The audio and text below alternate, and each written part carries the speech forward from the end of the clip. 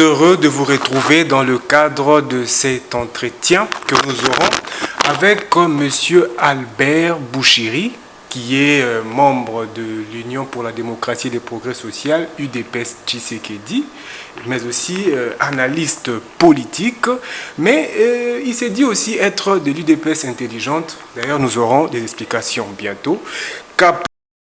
La formation du nouveau gouvernement est le sujet de notre entretien qui constitue notre entretien de ce jour. Alors, Monsieur Albert Bouchiri, bonjour. Bonjour, Monsieur Isaac. UDPS intelligente.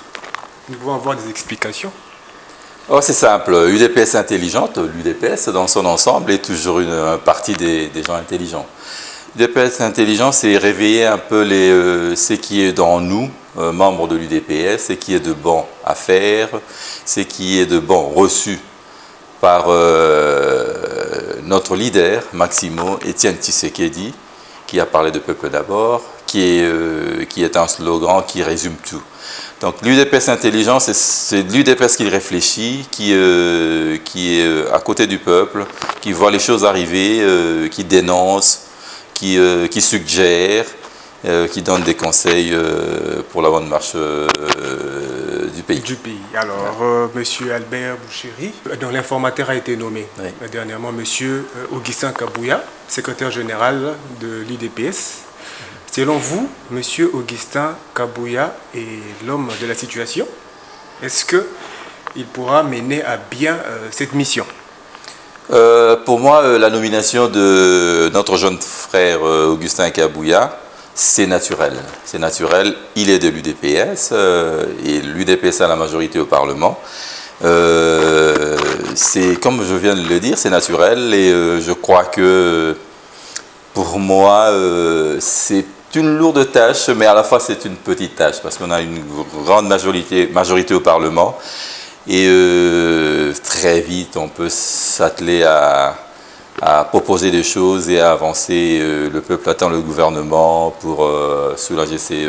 Mais vous dites que c'est une petite tâche, ça peut aussi être une petite tâche. Ouais. Mais pourtant, dernièrement, avec la création du PCR, la plateforme qui est animée par Vital Kamere et les autres, nous avons remarqué qu'il y a eu une polémique autour de cela. On dit que Monsieur Vital Kamere veut être dans les prochains Premier ministre, mais vous n'estimez pas que le nom de la personne qui sera désignée comme prochain Premier ministre pourra quand même susciter des polémiques au cas où donc le prochain Premier ministre ne proviendra pas de cette plateforme-là, par exemple. J'ai dit petite tâche, je dis à la fois petite tâche et grande tâche. Donc c'est dire que petite parce que la majorité écrasante voulue par le peuple est là au Parlement. Donc ça facilite les choses. Même si la grande majorité était UDPS, vous croyez que c'est facile de trouver le formateur, le Premier ministre dans UDPS simplement? Non, il y aura toujours des guéguerres. On est en politique. En politique, tout le monde a ses ambitions, ses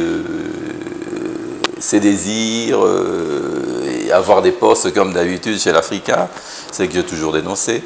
Mais le but, ce serait plutôt, on pourrait y revenir plus tard, ce qu'il y a à faire dans l'information, c'est déceler la majorité qui est déjà connue, on a une grosse majorité. Mais il y a des particules là-dedans, oui. Mais pour quel programme ? Pour quelle ambition, pour quel défi à relever pour le peuple? C'est là où le bas blesse. C'est là où il y a le sérieux à mettre. C'est dire formation, déceler la majorité, c'est facile. Mais maintenant, pour quel programme? Qui va animer ces programmes-là? Le profil de ce monsieur-là. C'est ça où...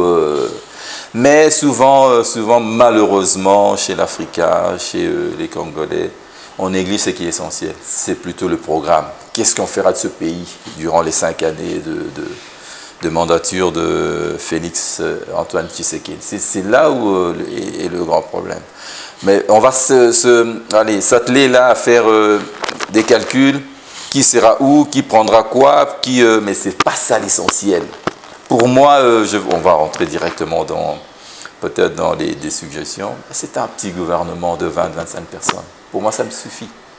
Gouvernement de combat, gouvernement de continuité dans ce que notre président Félix a fait de bien, on peut continuer dans ça. Du gouvernement de combat, le combat à l'Est, le combat du social, le gouvernement de dignité, redonner dignité à ce peuple écrasé par les guerres, écrasé par la misère sociale, écrasé par les voisins qui ne nous respectent pas. Tout ça, c'est des défis. C'est ça l'essentiel. C'est pas question de former un gouvernement de 60 personnes, se partager. Toi, tu prends 9, moi, je prends 10, je prends 2. C'est pas ça l'important. Voilà. Mais puisque c'est d'abord le problème d'ordre qui fait beaucoup de bruit, mais pour vous, par exemple, qui peut être le prochain Premier ministre selon vous? Moi, UDPS intelligente. Pour moi, le profil du bon Premier ministre demain, c'est pas dans moi y compris, hein, les têtes qu'on voit là, non. Il y a 100 millions de Congolais, il y a des gens d'une certaine probité, d'une certaine intégrité qui peuvent conduire la chose. À notre président Félix Antoine Tshisekedi de déceler celui-là, il y en a tout plein. Si on veut, allez, nommez-moi informateur, formateur ou donner un nom, j'en ai des gens vraiment, je te dis, intègres, qui peuvent conduire ce pays à un changement. Un nom que vous gardez encore caché? Oui, je le garde parce que ça ne sert à rien. Si je le dis maintenant, ce serait des pierres lancées sur lui, quoi. Alors j'en ai des dizaines, des gens bien. Mais sur les têtes des politiques que je vois là, Union Sacrée, oui, il y a quelques 5-6 personnes de bien, mais il faut creuser, il faut chercher, on n'a pas le temps. Un technocrate bien, patriote, nationaliste, qui a l'amour, qui va animer le slogan « Le peuple d'abord ». Ce gars-là peut conduire le truc. Et il y en a. Mais concrètement, quel profil vous proposez pour les dirigeants de demain, hein, les gens qui vont conduire le prochain gouvernement? Le profil, il est simple. Probité, patriotisme, aimer le Congo. Etienne Tshisekedi, il a dit une fois triomphale. Tolinga Congo, Tolinga Congolais. Celui-là qui a ça, c'est fini. Il va pas... Déjà, moi j'attends de ce Premier ministre-là, d'emblée dans son discours pour me dire que moi je renonce à 50 000 de salaire, à 80 000 de salaire. Parce que s'il y a une tension salariale, comme on dit, de 1 à 300, le fonctionnaire à 100, le Premier ministre à 300 000. Mais c'est ça gêne. Moi, le type que je veux, qui peut animer ce truc-là, il dira, moi, Premier ministre, je me suffis avec 20 000 $. Moi, vous, député, vous suffisez avec 5 à 10 000 $. Ce gars-là, c'est des signaux qui vont faire adhérer les gens à ce plan gouvernemental. Ces gens-là, ils existent. Mais il faut les déceler, il faut les mettre en fonction. Voilà. Mais vous estimez que c'est possible parce que bon, juste un exemple, lors de du quinquennat passé, par exemple, il y a déjà eu un problème autour des salaires des députés nationaux. Certains disaient qu'ils touchaient même jusqu'à 21 000. Et nous apprenons que cette fois-ci, ça sera à 33 000. Pendant que le 21 000 là a été sévèrement fustigé par la population. C'est clair. Je parle du slogan « Le peuple d'abord ».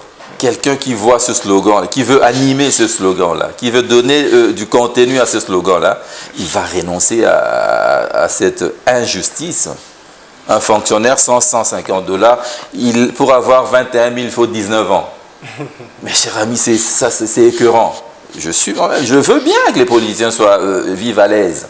Mais 21 000 par rapport à 100 000, et vous demandez à ce gars-là de 100 000 d'aller combattre à l'Est. Vous voyez ce que ça donne comme motivation. Hein? C'est des signaux qu'il faut donner dès les mois qui suivent, après nomination du Premier ministre, faire adhérer tout le monde à une conscience commune.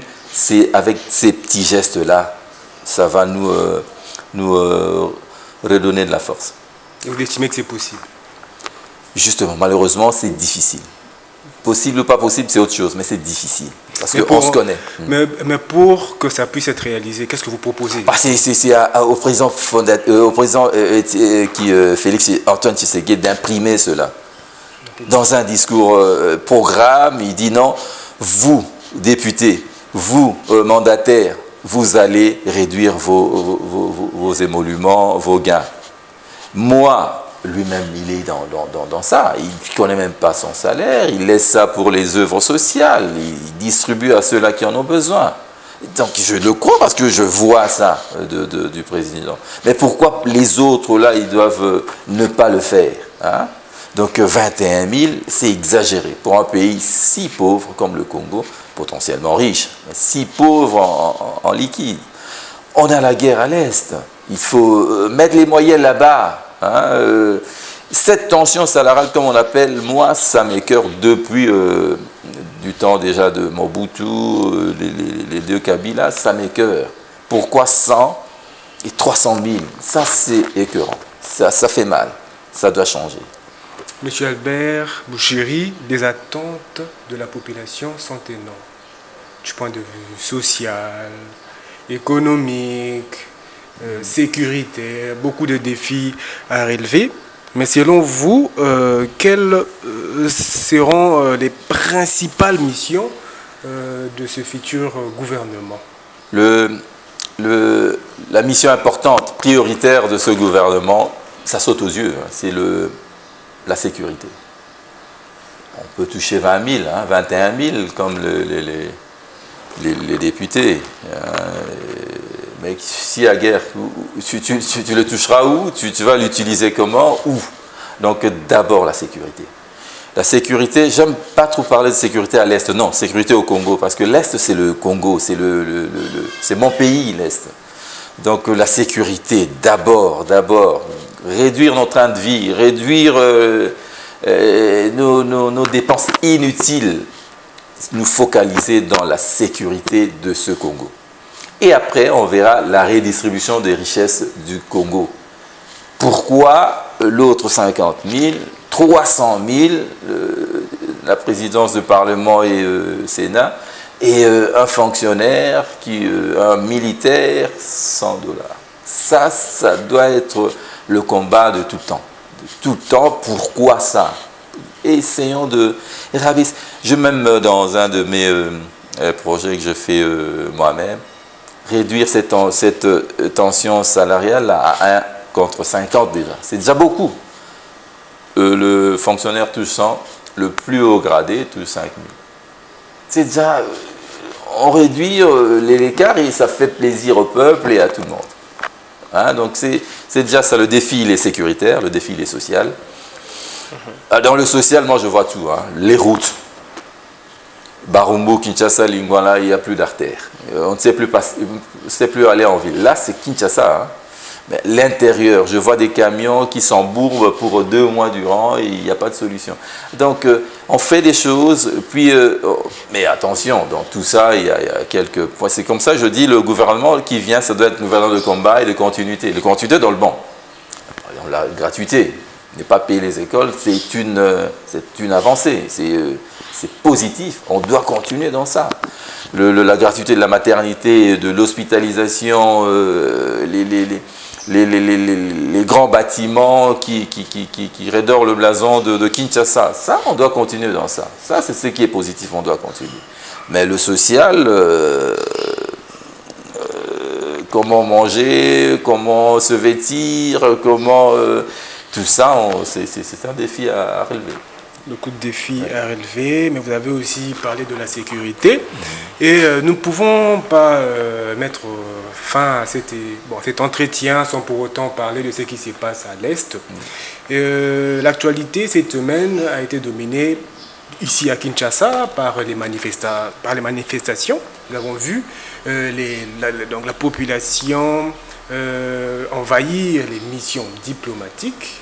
Mais ce que je veux d'abord savoir en premier lieu, c'est comment est-ce que vous avez jugé cela lorsque vous avez vu, par exemple, les membres, la population caillassée, les ambassades, par exemple.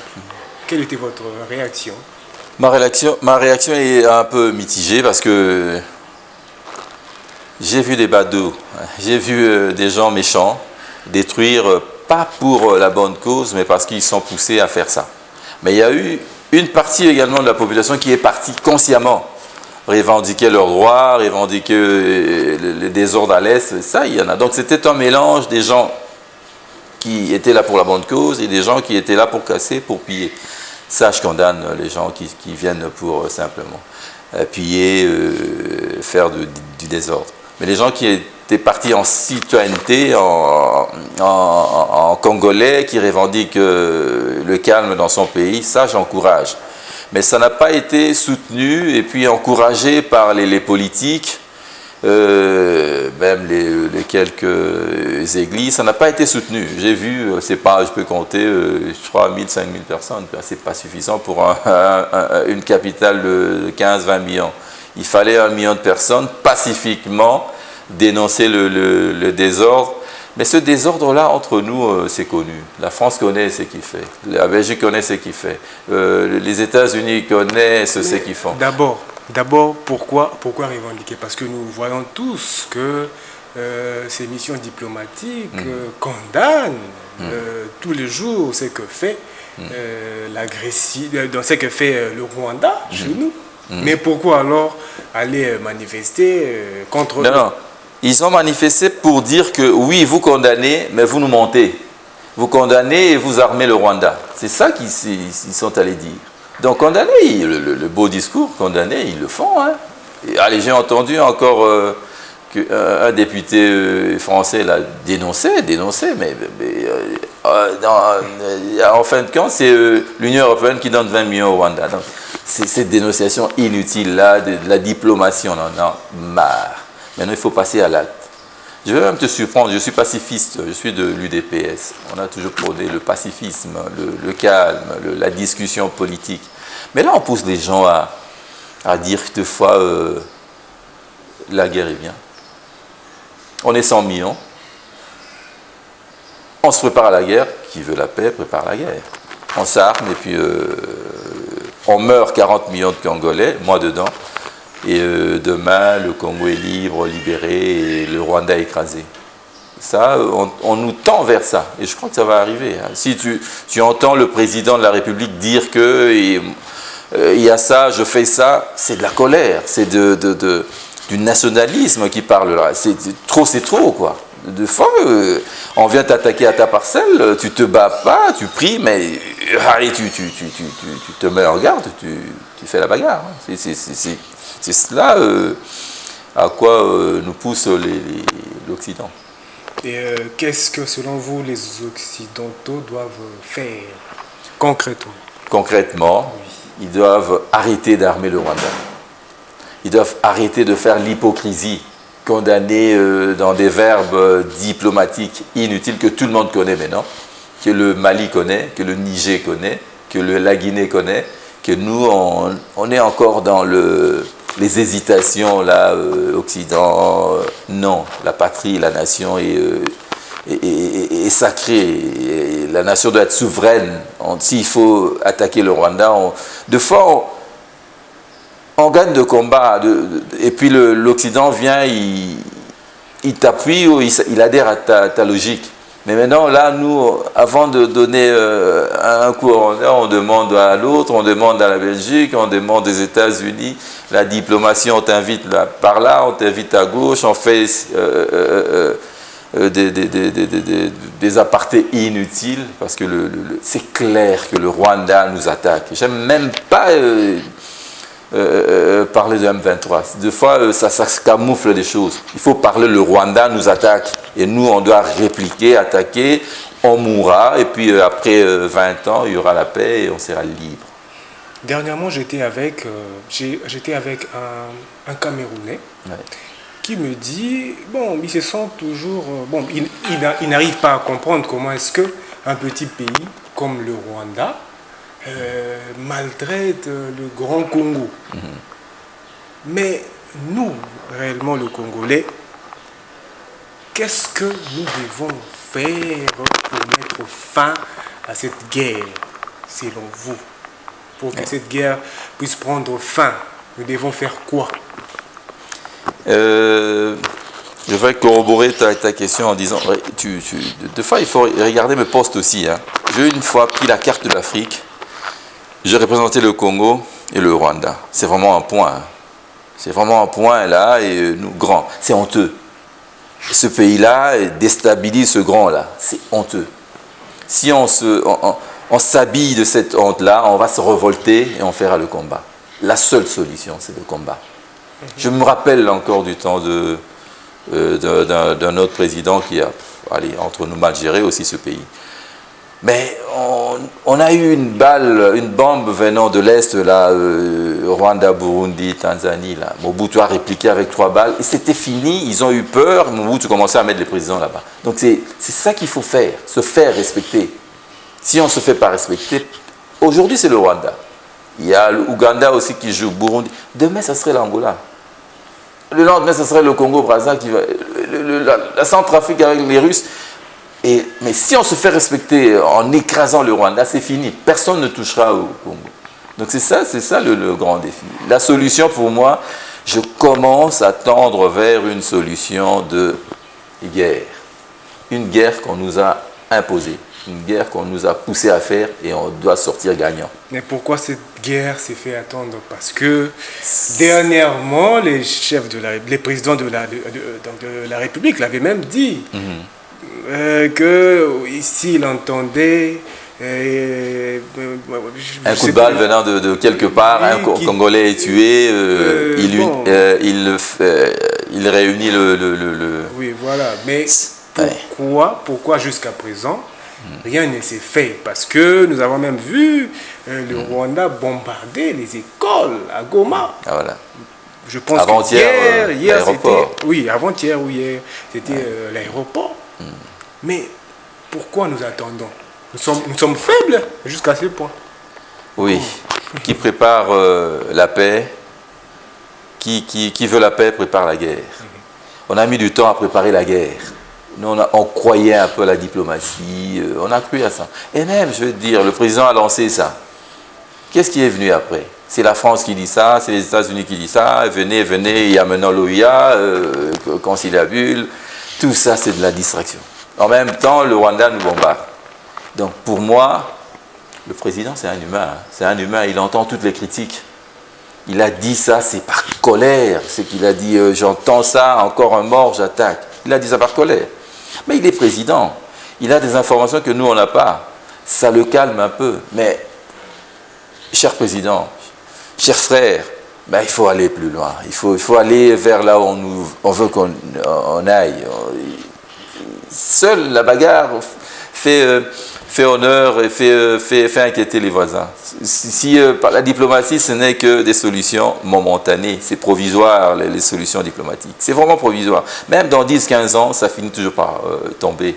Et le plus fort, allez, l'Ukraine, la Russie, ils étaient ensemble. Hein, il y a eu des guerres avant, puis l'entente. Et maintenant la Russie, je dois récupérer l'Ukraine. La base de l'Ukraine, la fondation de la Russie, c'est l'Ukraine. Finalement, ça remonte à la surface. Donc, mais il faut gagner une guerre, on se fait respecter. Les solutions diplomatiques, ce sont des solutions de façade. Monsieur Albert Bouchiri, nous sommes arrivés à la fin de notre émission. Je rappelle que vous êtes membre de l'Union pour la démocratie et les progrès sociaux, UDPS Tshisekedi. Oui. Un mot de la fin? Un mot de la fin, c'est le Congolais doit rester patriote, nationaliste. Le Congolais doit croire à son pays. Le Congolais doit se mouiller pour faire vaincre ses idées, ses idéaux. Le peuple d'abord, c'est un slogan un peu plus social. Si ça anime tous les politiques, tous les politiciens, tous ceux-là qui veulent demain diriger ce gouvernement, ils doivent s'animer de ce petit slogan-là. Et pour l'Est, la sécurité, on doit tous y travailler, on doit tous se mouiller, on doit tous se dire que je peux mourir pour le Congo, je peux aller à l'Est mourir pour le Congo. Et ceux-là qui ont un peu d'argent, qu'ils renoncent à cet argent-là pour pousser nos vaillants combattants à la victoire. Les trahisons, je vais parler un peu de M. Mbosso, qui a dit « J'ai une liste de gens qui nous trahissent ». Mbosso a été impliqué dans cette histoire de l'Est. Qui nous disent cette liste-là, qu'on en finisse avec eux, qu'on déniche tous les infiltrés, tous les traîtres, et qu'on aille au combat. Ça prendra le temps que ça prendra, et quand on vaincra pour très longtemps. En tout cas, courage à tous les Congolais et à l'UDPS, parti d'Étienne Tshisekedi, un grand parti, un parti d'intelligence, et que nous aidions vraiment Félix-Antoine Tshisekedi pour la réussite de ce deuxième mandat qui est un mandat de défi, un mandat difficile, un mandat qui fera de nous d'autres victoires en 2028. Si on perd ce deuxième mandat, on perdra alors pour longtemps. Resterons le rang et avançons avec intelligence, pour une UDPS intelligente. Merci. Alors, c'est par ces derniers mots de M. Albert Bouchiri que nous mettons fin à cet entretien. Merci de nous avoir suivis, fidèles téléspectateurs et internautes. À la prochaine. Au revoir. Merci beaucoup. Merci à vous. Merci à vous.